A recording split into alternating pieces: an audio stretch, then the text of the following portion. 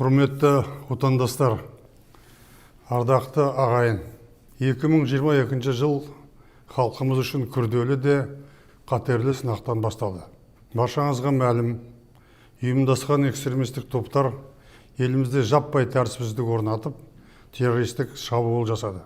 Соның салдарынан бейбіт тұрғындарымыз зардап шекті. Қасіретті оқиға кезінде қаза болғандардың жақындары мен туған туыстарының қайғысына ортақтасып көңіл айтамын. Лаңкестер елдігіміз бен егемендігімізге, тыныштығымыз бен тұтастығымызға қауіп төндіріп, жұрттың берекесін қашырды. Президентіміз Қасым-Жомарт Кемелұлы Тоқаевтың шұғыл шешімдерінің арқасында ел іргесі сөгілген жоқ. Мемлекет басшысын қолдау баршамыздың азаматтық борышымыз. Ендігі кезекте осы оқиғадан сабақ алып, мұндай бассыздыққа жол бермеуге тиіспіз. Бабаларымыз ғасырлар бойы аңсаған тәуелсіздіктің 30 жыл ішінде атқарған істеріміз аз емес. Қазақстан әлемге танылған еңселі елге айналды. Ұлан-ғайыр шекарамыз түбегейлі бекітілді. Елімізде іргелі реформалар жүзеге асып, Орталық Азияда көш бастадық. Еуразия жүрегінде сарыарқа төсінде жаңа астанамыз бой көтерді.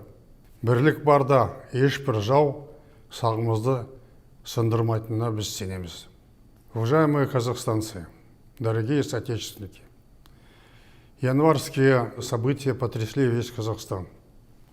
Целью этих организованных беспорядков и атаки на Казахстан было разрушение целостности страны и устоев нашего государства. Эти события еще раз показывают, что независимость нужно беречь, как зеницу ока, как хрупкий сосуд, требующий особо бережного обращения. Происшедшая трагедия стала для всех нас уроком. Важно выяснить, кто организовал все эти погромы и убийства. Следствие даст ответ на этот вопрос. Выражаю искренние соболезнования родным и близким погибших, а пострадавшим желаю скорейшего выздоровления. Отвечая на многочисленные обращения в мой адрес и в связи с публикациями в средствах массовой информации, сообщаю, что я в 2019 году передал полномочия президента Қасым-Жомарту Тоқаеву. И с тех пор являюсь пенсионером и в настоящее время нахожусь на заслуженном отдыхе в столице Казахстана и никуда не уезжал. Президент Қасым-Жомарт Тоқаев обладает всей полнотой власти. Он председатель Совета Безопасности.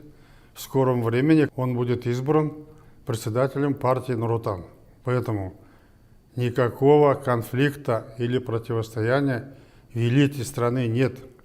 Слухи на эту тему абсолютно беспочвенны.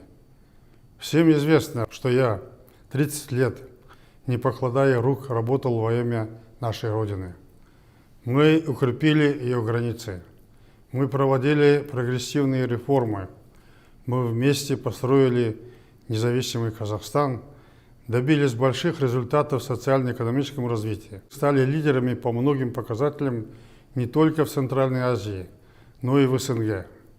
Казахстан стал узнаваемым, авторитетным государством в мировом сообществе. Это все результат сплоченности и единства всех казахстанцев. Стабильность и спокойствие в стране всегда были моей целью.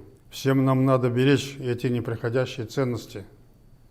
Мы обязательно пройдем через кризис и станем еще сильнее.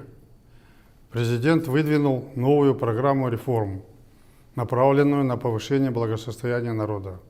И эту программу нужно поддержать. Желаю вам, дорогие соотечественники, здоровья и благополучия. Благодарю вас за поддержку моего курса реформ и модернизации, который я проводил, находясь на посту главы государства.